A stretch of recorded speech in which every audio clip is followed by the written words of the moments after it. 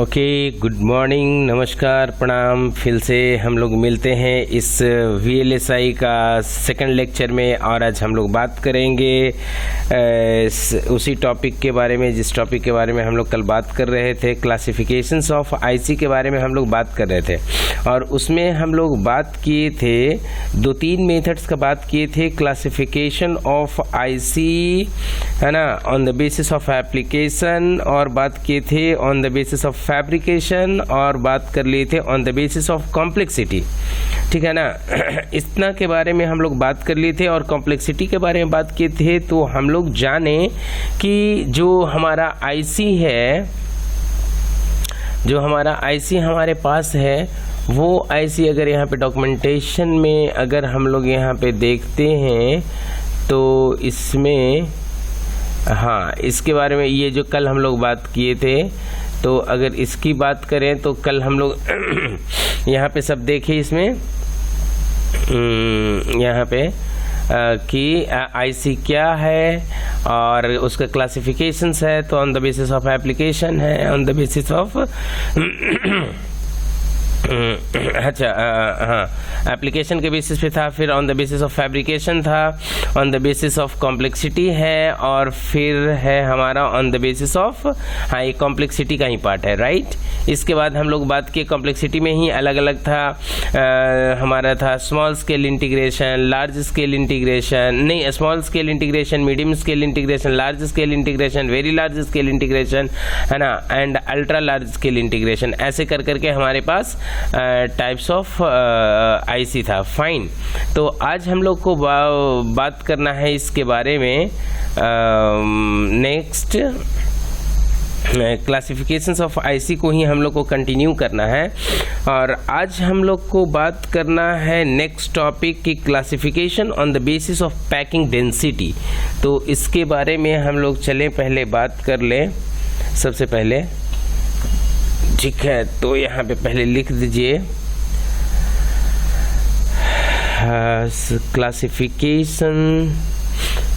Classification की बात करते हैं। तो यहाँ पे चलिए लेक्चर 2।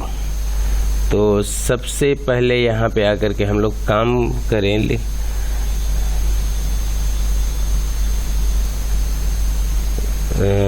इसको हम लोग एक बार यहाँ से आकर के ले लेते हैं और यहाँ पे लिखते हैं CLASSIFICATION, classification on the basis of packing density, है ना। तो PACKING डेंसिटी।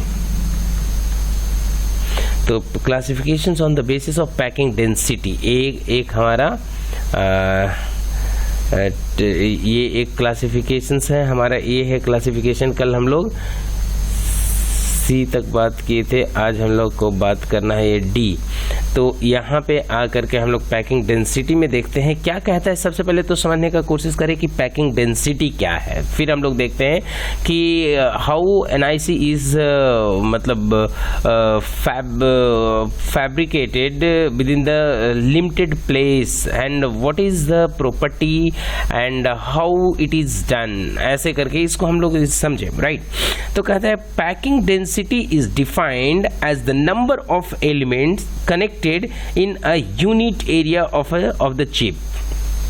जैसे कल हम लोग बात किए थे कि चिप का जो चिप है उसका कोई यूनिट एरिया है, मतलब एक सेलेक्टेड एरिया है जिसमें कि नंबर ऑफ कंपोनेंट्स को वहाँ पे प्लेस्ड करके उसको कनेक्ट करना है एक यूनिट एरिया में। फाइन, तो उसको डिफाइन करता है, कहता है कि हमारा जो ऐसे कहता है उस चीज़ को डिफाइन करने के लिए बोलता है कि इफ़ यहाँ पे इसको डिफाइन कैसे करता है, बोलता है कि if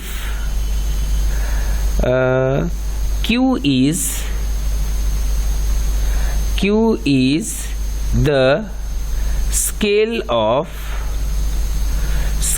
of integration if Q is the scale of integration, then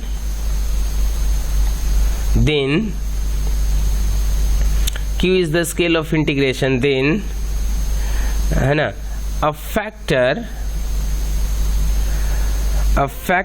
को हम लोग P से इंडिकेट करते हैं, बोलता है P is equal to log Q, इसको ऐसे इंडिकेट करता है ना। P इज इक्वल टू, जहाँ पे P क्या है, हमारा फैक्टर है, एंड इक्वल टू किसका, log Q। Q क्या है, हमारा स्केल है, स्केल ऑफ इंटीग्रेशन है, फाइन। तो बोलता है कि Q गिवन द PAC के ING packing, Q is the packing density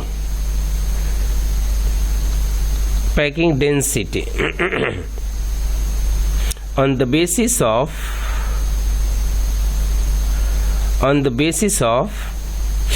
packing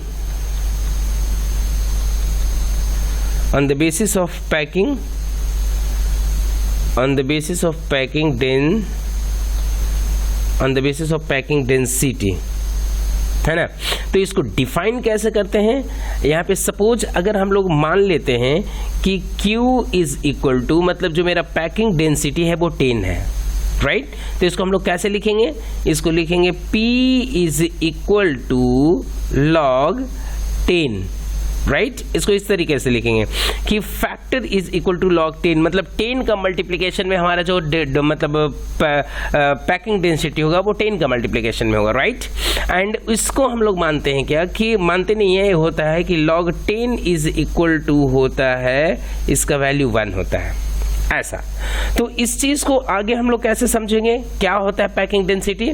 तो इसी को जब हम लोग आगे कंटिन्यू करेंगे तो ये कहता है कि पैकिंग डेंसिटी होता है, जैसे सबसे पहले अगर हम लोग बात करेंगे इसका फर्स्ट का SSI का पैकिंग डेंसिटी क्या होता है, तो बोलता है कि SSI का जो पैकिंग डेंसिटी होता है वो होता है हमारा, इसको P is less than equal to 1, मतलब क्या है भाई, कि जो पैकिंग डेंसिटी होता है वो लेस होता है 1 से या इक्वल होता है। कहने का मतलब या तो 10 रहेगा या तो 10 से कम रहेगा, कुछ इस तरीके से, ऐसे कहने का मतलब। उसी तरीके से हम लोग यहाँ पे देखें सेकंड नंबर का तो सेकंड नंबर में क्या कहता है, सेकंड नंबर में हमारा कौन सा स्केल था, तो था MSI, है ना। ये सब क्या है, अलग अलग स्केल है, और अलग अलग स्केल में क्या है, नंबर ऑफ जो IC है वो यूनिट एरिया में वो क्या है, डिफरेंट है, मतलब मल्टीपल्स हैं, फाइन। तो उसी को हम लोग यहाँ पे डिफाइन कर रहे हैं इस पैकिंग डेंसिटी से, है ना। तो यहाँ पे क्या बोलता है कि MSI क्या होता है, MSI का क्या है, बोला कि 1 is less than equal to P, है ना, is less than equal to 2, इसका पैकिंग डेंसिटी है ये, फाइन। इसके बाद जब हम लोग आगे बात करते हैं तो थर्ड नंबर में आता है हमारा कौन सा, SSI MSI, और थर्ड नंबर में आता है हमारा LSI। तो इस LSI का जो पैकिंग डेंसिटी होता है वो होता है 1 is less than equal to P, है ना, is less than equal to 3। देखिए 1 2 3 इस तरीके से बढ़ते जाएगा। तो फोर्थ नंबर में हमारा आ जाता है, फोर्थ नंबर में देखेंगे तो आता है हमारा LSI के बाद आता है VLSI। तो VLSI का जो पैकिंग डेंसिटी है वो होता है P इज ग्रेटर देन 3, मतलब 3 से जो ज़्यादा होता है वो VLSI का पैकिंग डेंसिटी है। तो लास्ट बट नॉट लिस्ट यहाँ पे हम लोग देखते हैं किसको, VLSI के बाद फिफ्थ नंबर में यहाँ पे हम लोग देखते हैं ULSI। तो ULSI का जो पैकिंग डेंसिटी है वो बोलता है क्या कि P इज ग्रेटर देन 6, ऐसे चल रहा है। ये सब क्या है, ये है हमारा पैकिंग डेंसिटी किसका, जितने भी स्केल हम लोग पढ़े हैं, small scale integration, medium scale integration, large scale integration, very large scale integration and ULSI ultra large scale integration का जो पैकिंग डेंसिटी है उस चीज को हम लोग इस तरीके से डिफाइन करते हैं। फाइन, यहां से जस्ट आगे बढ़ते हैं और हम लोग देखते हैं कि जो नेक्स्ट हमारा है नेक्स्ट है जो हमारा वो कौन सा क्लासिफिकेशन था, तो डी के बाद आता है यहाँ पे डी के बाद यहाँ पे हम लोग देखते हैं है ई, या सॉरी इसको हम लोग एक बार इसको इरेज करें और यहाँ पे लिखना पड़ेगा, यहाँ पे है ई, इसको ये करें और ये है classification on the basis of technology, है ना। तो इसको यहाँ पे लिखेंगे CLASSIFICATION, classification on the basis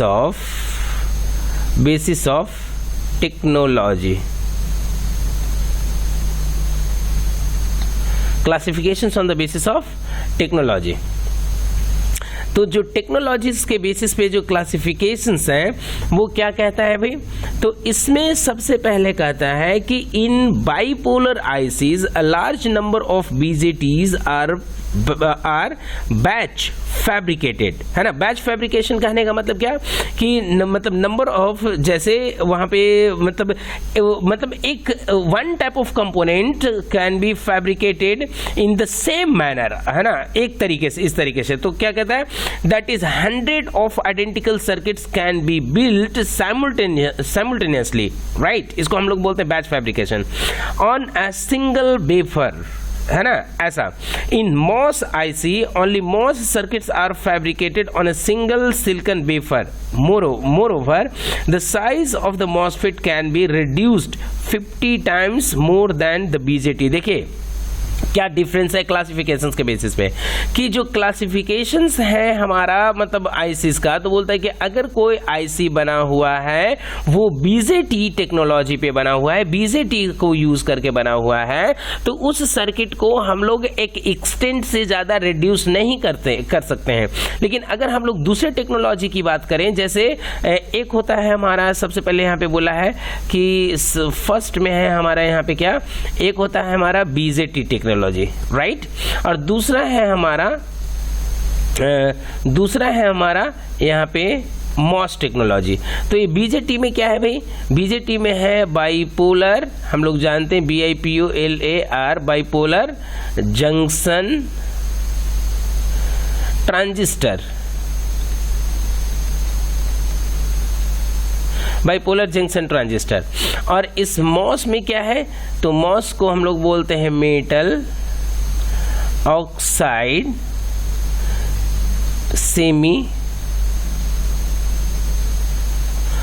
metal oxide semiconductor.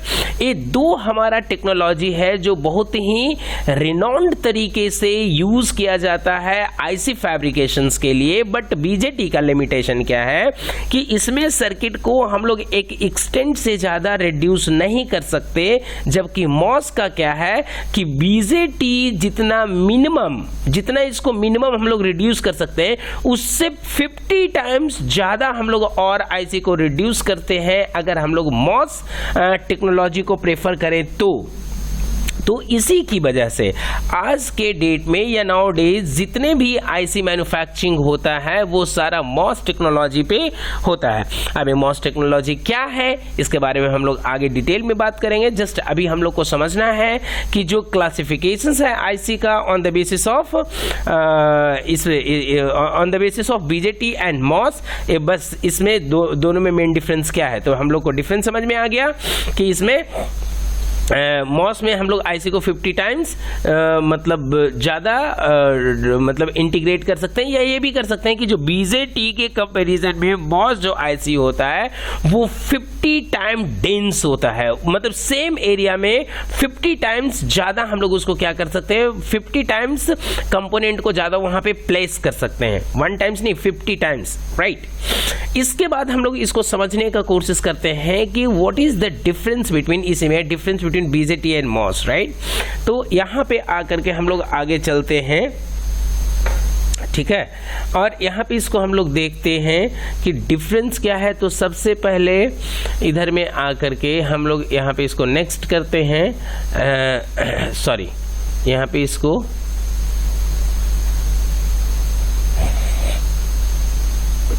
Next page लेते हैं और नेक्स्ट में यहाँ पे हम लिखेंगे डिफरेंस की बात करेंगे, DIFF डिफरेंस बिटवीन, है ना, difference between MOS IC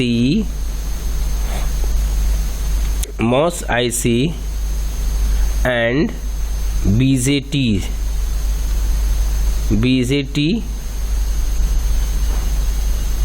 IC। इस दोनों में डिफरेंस क्या है, क्योंकि इस चीज़ को भी समझ लें तो हमारा जो क्लियर होगा वो अंडरस्टैंडिंग क्लियर हो जाएगा इस चीज़ के बारे में, राइट।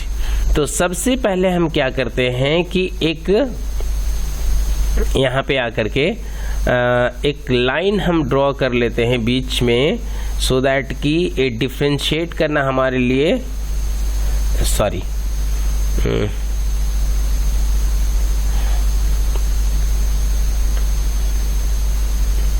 डिफ्रेंशिएट करना हमारे लिए आसान हो जाए।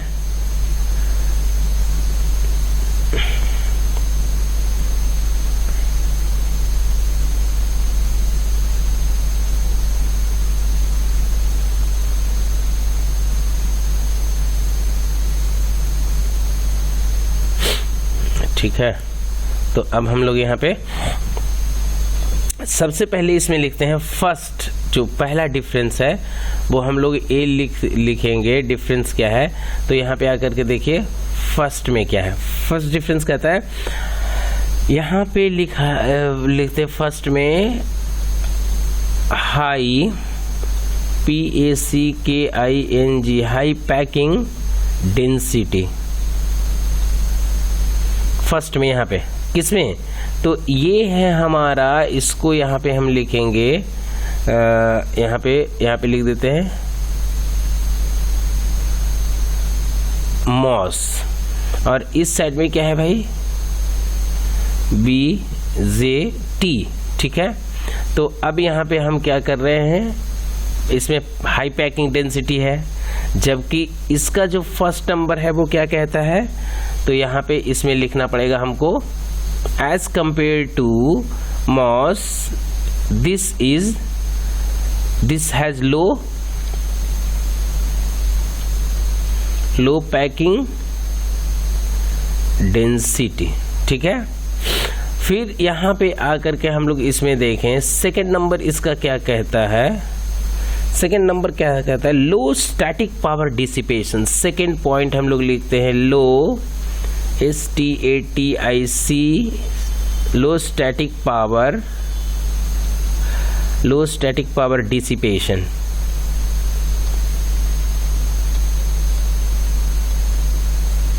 जबकि यहाँ पे सेकेंड पॉइंट क्या कहता है, सेकेंड पॉइंट कहता है हाई स्टैटिक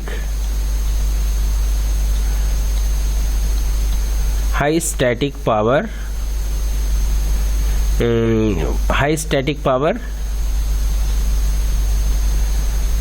डिसिपेशन, ठीक है।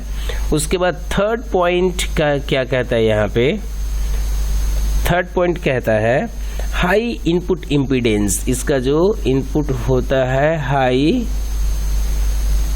Input impedance,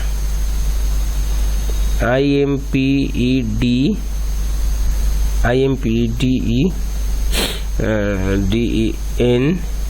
high input impedance, है ना। तो यहाँ पे जो थर्ड पॉइंट है वो क्या कहता है, लो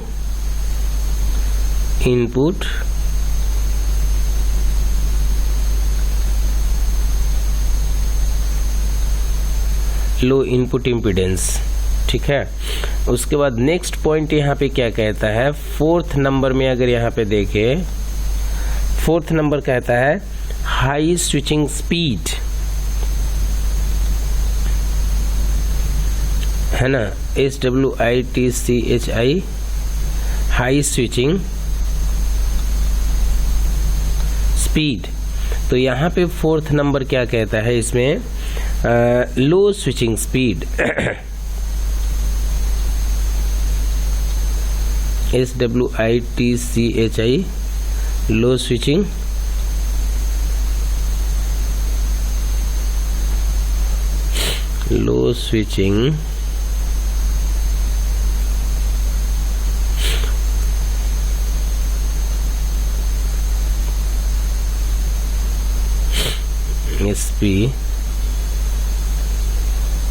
लो स्विचिंग स्पीड, ठीक है।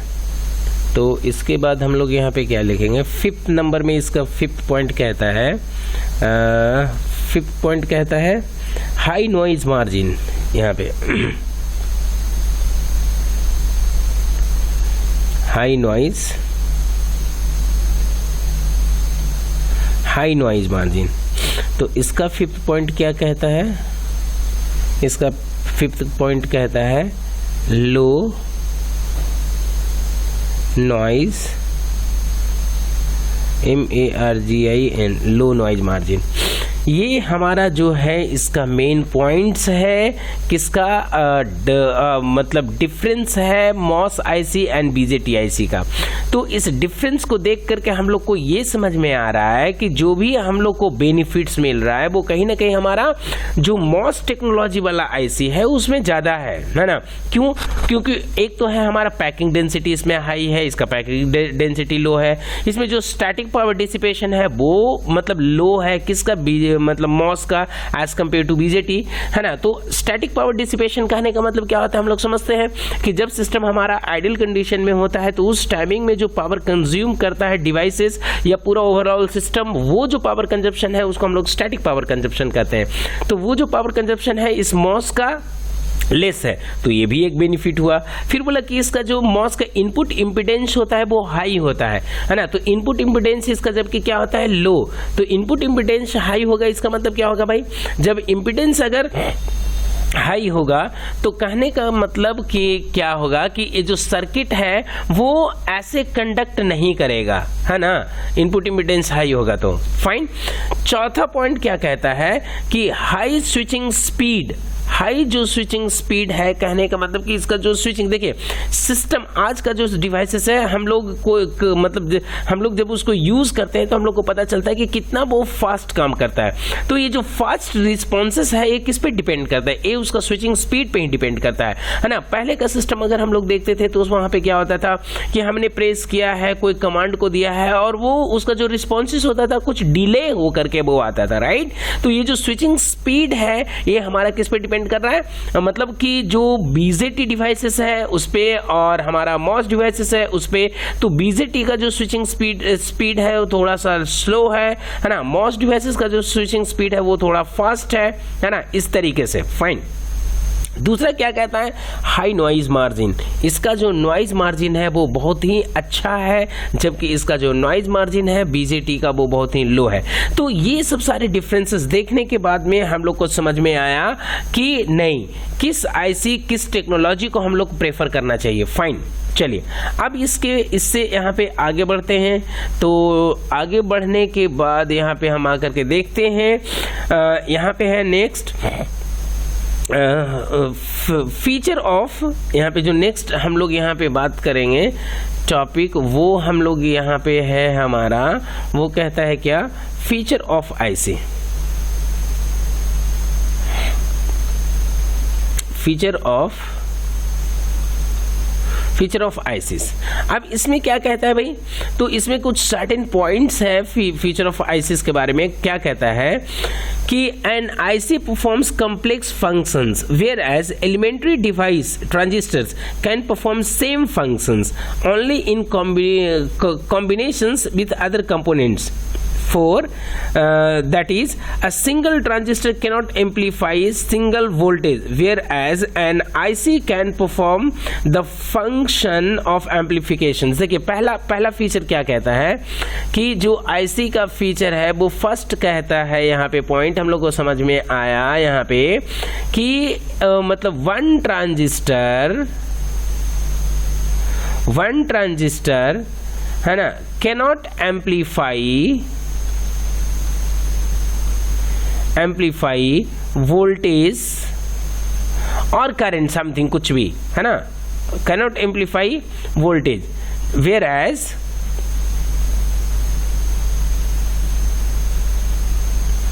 whereas an IC can easily perform, है ना, क्योंकि एक आईसी है वो क्या कर सकता है, एम्पलीफिकेशन कर सकता है। क्यों? क्योंकि एक आईसी जो होता है वो मतलब इंटीग्रेशन ऑफ ट्रांजिस्टर्स, मतलब इंटीग्रेशन ऑफ कंपोनेंट्स है, और वो कंपोनेंट्स क्या है, ट्रांजिस्टर्स है ना। तो एक आईसी है वो नंबर मतलब सर्टेन एप्लीकेशन को परफॉर्म कर सकता है, जबकि जो ट्रांजिस्टर है एक सिंगल ट्रांजिस्टर वो मतलब एम्पलीफिकेशन या कोई भी सर्टेन एप्लीकेशन को मतलब ऐसा परफॉर्म नहीं कर सकता है। फाइन। दूसरा पॉइंट क्या कहता है इसका, ये जो फर्स्ट पॉइंट हुआ मतलब इसको या तो फर्स्ट पॉइंट बोलिए या सेकंड, दूसरा पॉइंट इसका कहता है क्या कि reliability and cost are not affected. यहाँ पे क्या है, इसका जो रिलायबिलिटी एंड कॉस्ट है is not affected by increase in functional complexity of ICs. देखिए क्या कहता है कि इसका जो आईसी का जो रिलायबिलिटी है या इसका जो फंक्शन है वो अफेक्टेड नहीं होता है हमारा, है ना, सॉरी रिलायबिलिटी एंड जो कॉस्ट, इसका जो कॉस्ट है रिले का, रिले बोल रहे हैं, आईसी का जो कॉस्ट है या जो उसका फंक्शन है ना, वो रिलायबल है बहुत ज़्यादा और वो अफेक्टेड नहीं होता है अगर हम क्या करते हैं कि इसको बहुत ज़्यादा जो फंक्शनल इसका कॉम्प्लेक्सिटी को अगर हम लोग बढ़ाते हैं तो, है ना, मतलब इसका जो फंक्शनल कैपेसिटी अगर उसको बढ़ा दें तो इसका मतलब ये नहीं कि कॉस्ट बढ़ जाएगा, उसका मतलब ये नहीं कि जो आईसी मतलब जो रिलायबल है उसका रिलायबिलिटी में कोई प्रॉब्लम आएगा, नहीं, वो आईसी एज इट इज काम करेगा। फाइन। तो इसका सेकंड फीचर्स कहता है हमारा कि मतलब आईसी इज, यहाँ पे लिख सकते हैं कि IC is more reliable and cost effective,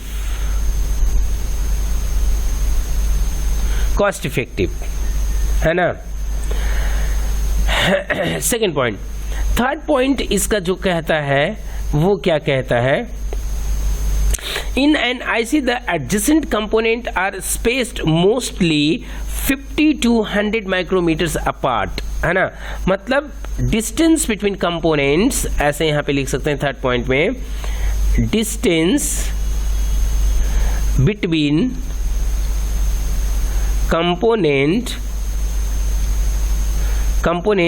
distance between component, है ना, दैट इज कितना, दैट इज है आपका 50 to 100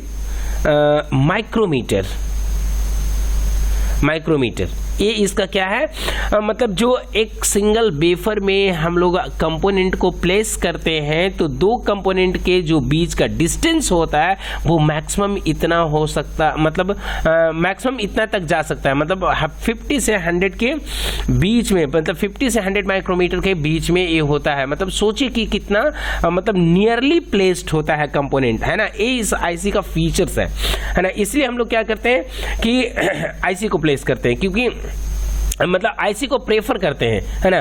क्यों? क्योंकि एक आईसी में नंबर ऑफ कंपोनेंट्स आता है जो हमारे क्या कहते हैं, नंबर ऑफ प्रॉब्लम को सॉल्व करता है। अगर single component can solve the number of problem. Fine. और यहाँ पे हम लोग नेक्स्ट पॉइंट की अगर बात करेंगे, नेक्स्ट फीचर का, तो बोलता है कि an IC interconnected of individual elements is made through metallizations, है ना। मतलब यहाँ पे हम लोग लिख सकते हैं कि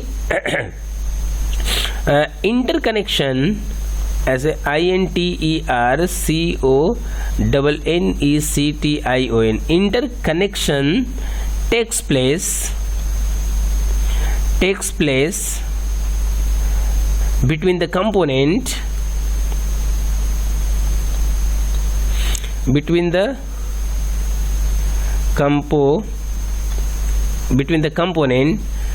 through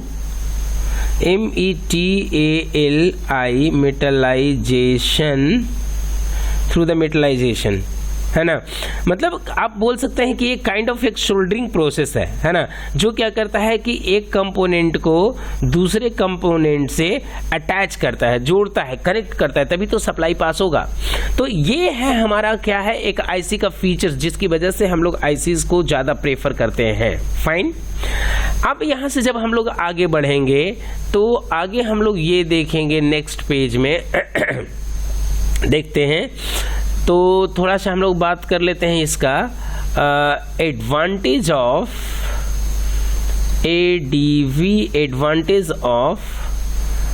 क्या आईसीस का बात कर लेते हैं हम लोग, एडवांटेज ऑफ आईसीस, ठीक है ना।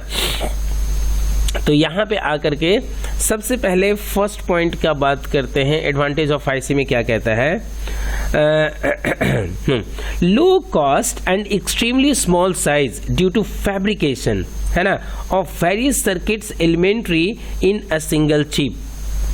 ठीक है, तो इसका सबसे पहला जो एडवांटेज है वो क्या कहता है, बोला कि लो कॉस्ट है, ठीक है ना, और extremely EXTREMLY extremely small size, इसका साइज भी जो है बहुत ही मतलब स्मॉल होता है ना, और मतलब एक्सट्रीमली स्मॉल। सबसे पहले बोला कि इसका एडवांटेज क्या है, ये दोनों चीज है।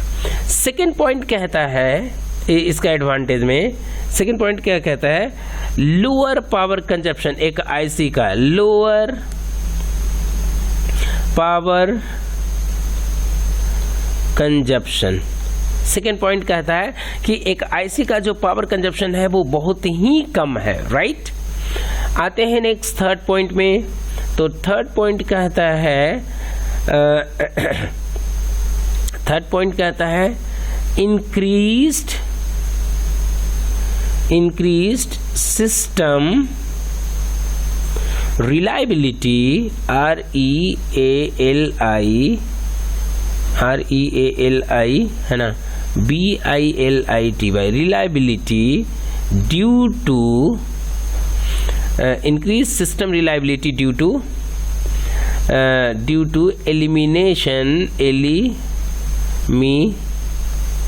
elimination of soldering, SOLDERED,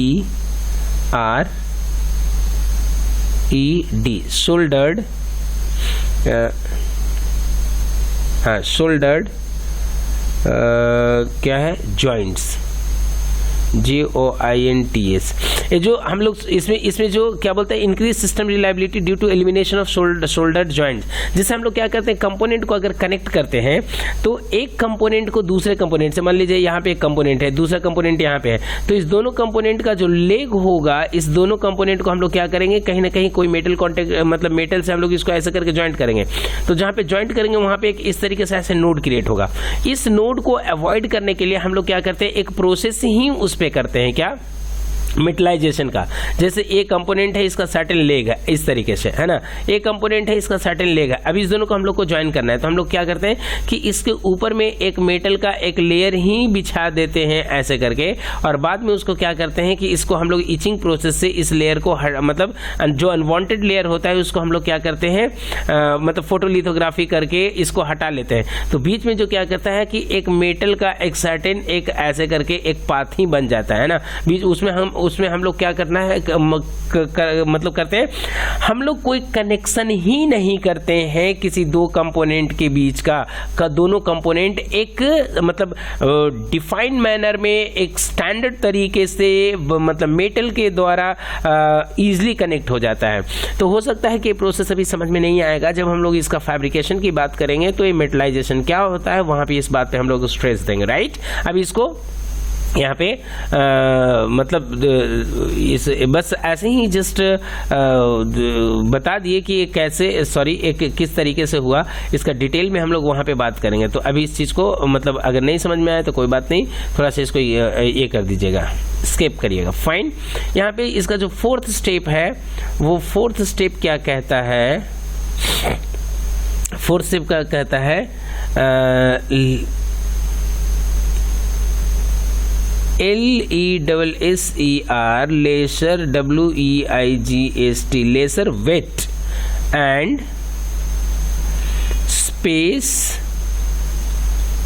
space requirement REQUIREMENT, है ना।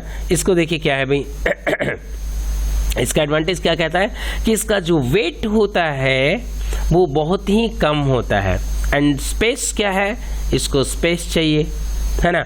तो इस तरीके का जो है वो आईसी का ये सब सारा क्या है, एडवांटेजेस है। जब एडवांटेजेस के तो मतलब से आगे बढ़ते हैं तो हम लोग बात करेंगे यहाँ पे डिसएडवांटेजेस का। तो पहले सिर्फ यहाँ पे आकर के फिर से हम लोग देखते हैं डिसएडवांटेजेस ऑफ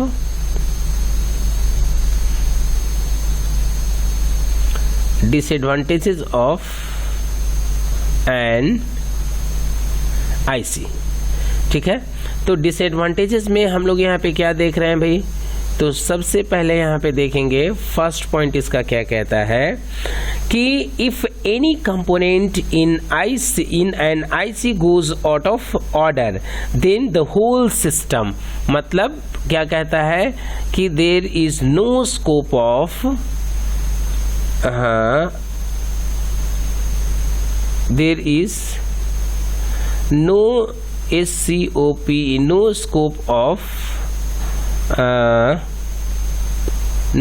of उसको क्या बोल सकते हैं,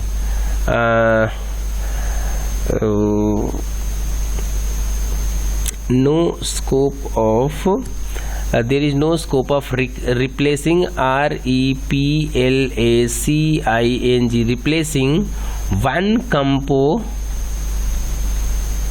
वन कंपोनेंट। यहाँ पे क्या कर सकते हैं कि किसी एक कंपोनेंट को हम लोग रिप्लेस नहीं कर सकते। जैसे पहले का जो मतलब पीसीबी बोर्ड होता था उस पर मल्टीपल डिवाइसेस प्लेस्ड होते थे, अगर कोई एक डिवाइसेस अगर मान लीजिए बर्न कर जाता था या आउट ऑफ ऑर्डर हो जाता था तो उसको हम लोग क्या करते थे कि हटा देते थे, है ना, और इसको हम लोग नए कंपोनेंट से रिप्लेस करते थे। बट यहाँ पे वो स्कोप नहीं है, है ना। यहाँ पे अगर एक कंपोनेंट भी खराब हुआ तो होल आईसी बोल सकते हैं will have to replace, otherwise whole card have to replace, fine। तो इसका पहला डिसएडवांटेज हो गया।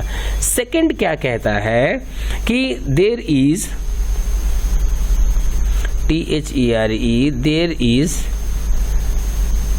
lack of flexibility, flexibility, there is lack of flexibility in an IC, है ना। जो आईसी में जो फ्लेक्सिबिलिटी है वो कम है, क्यों, क्योंकि कि इस एक पर्टिकुलर ऑपरेशन के लिए बना हुआ है और ये वही कर सकता है। जैसे पहले क्या होता था, हम लोग मल्टीपल ट्रांजिस्टर ला करके, है ना, उसको अलग तरीके से कनेक्ट किए तो वो कुछ एक अलग फंक्शन कर रहा है, फिर उसको दूसरे कनेक्शंस किए तो वही डिवाइस कुछ अलग तरीके से काम कर रहा है। तो यहाँ पे जो है वो हमारा फ्लेक्सिबिलिटी है वो कहीं ना कहीं रिड्यूस हो जाता है, फाइन। सेकेंड पॉइंट कहता है, सेकेंड पॉइंट कहता है, थर्ड पॉइंट कहता है for high power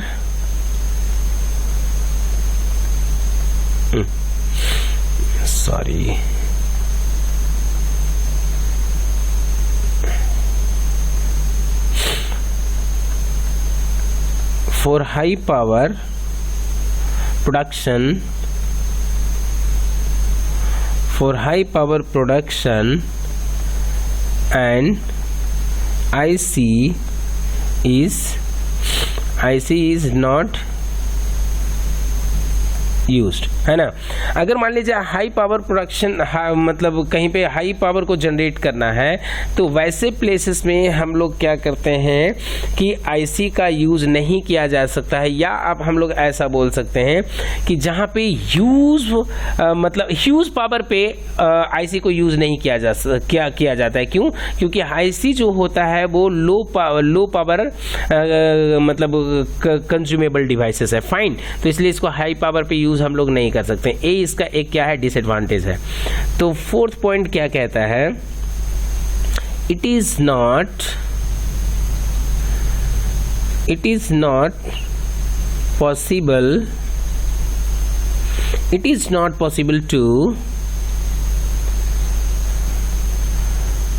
possible to fabricate, है ना, it is not possible to fabricate inductors, INDUCTORS of inductors of transformer, TRANSFORMERS। अब यहाँ पे देखिए क्या है, आईसी में एक चीज़ हम लोग क्या कर सकते हैं, जैसे हमारे इलेक्ट्रॉनिक्स का जो एलिमेंट्री डिवाइसेस है वो क्या है, 3। एक है हमारा रजिस्टर, एक है हमारा कैपेसिटर, एक है हमारा इंडक्टर। तो बोला कि आप ये जो फैब्रिकेशन प्रोसेस से आप रेजिस्टेंस को भी बना सकते हैं, कैपेसिटेंस को मतलब कैपेसिटर को भी बना सकते हैं, बट आप इंडक्टर को फैब्रिकेट नहीं कर सकते हैं, क्योंकि इंडक्टर क्या है, इंडक्टर एक कॉइल है, राइट, और ये एक अलग चीज ही होता है, फाइन। तो आईसी मतलब का जो डिसएडवांटेज होता है वो क्या करते हैं, क्या होता है कि आप कभी भी को मतलब एक इंडक्टर को फैब्रिकेट नहीं कर सकते हैं। So these were the topics that we talk today, है ना। तो आज का क्लासेस हम लोग जस्ट यहीं पे फिनिश करते हैं, और इसी क्लासेस को मतलब हम लोग आगे कंटिन्यू करेंगे, मतलब इसका जो टॉपिक है वो हम लोग आगे बात करेंगे। तो आज हमने क्या किया, क्या बात किया, जस्ट इसका एक स्मॉल रिकैप हम लोग ले लेते हैं, है ना। तो सबसे पहले यहाँ पे देखिए, इससे पहले चलते हैं, यहाँ चलते हैं डिफरेंस बिटवीन मॉस, और यहाँ से हम लोग बात करना शुरू किए थे find classifications on the basis of packing density. तो हम लोग समझे कि पैकिंग डेंसिटी क्या है। इसके बाद हम लोग बात किए कि पैकिंग डेंसिटी को कैसे डिफाइन करते हैं और कैसे लिखते हैं, उसका जो स्केल है वो किस तरीके से डिफाइन किया जाता है और लिखा जाता है। फिर हम लोग समझे कि क्लासिफिकेशंस जो आईसी का जो क्लासिफिकेशंस है वो टेक्नोलॉजी के बेसिस पे कितने होते हैं, तो समझ में आया 2 होते हैं, और इस दोनों में मेन डिफरेंस क्या है ये भी हम लोग को यहाँ पे समझ में आया। इसके बाद हम लोग देखें कि जो मॉस आईसी होता है और बीजेटी आईसी होता है, इस दोनों में जो मेजर डिफरेंसेस हैं वो क्या है ना। तो इस चीज़ को हम लोग यहाँ पे समझे कि मेजर डिफरेंसेस है वो क्या क्या है ना। तो हम लोग को समझ में आया कि क्या कौन सा अच्छा है भाई, है ना। इसके बाद हम लोग यहाँ से आगे बढ़े तो हम लोग बात किए फीचर ऑफ आईसीज, है ना, कि जो क्या क्या फीचर्स हैं जिसकी वजह से हम लोग इस आईसी को यूज करते हैं, राइट। इससे आगे बढ़ते हैं तो हम लोग ने बात किया एडवांटेजेस ऑफ आईसी, कि आईसी का एडवांटेजेस क्या क्या है, और इसके बाद हम लोग लास्ट बात किए कि डिसएडवांटेजेस ऑफ आईसी। अब इसी के साथ आज हम लोग यहाँ पे फिनिश करते हैं, और मतलब आप लोग को मतलब बहुत सारा धन्यवाद, है ना, बहुत सारा थैंक यू हम लोग मतलब मेरे इस चैनल पे बने रहने के लिए। अगर इस टॉपिक से रिलेटेड आपके मन में कोई भी दुविधा, कोई भी प्रॉब्लम, कोई भी परेशानी होता है, just feel free to ask me, write your questions in the comment box, I would love to answer them. Thank you so much for stay connected, thank you so much.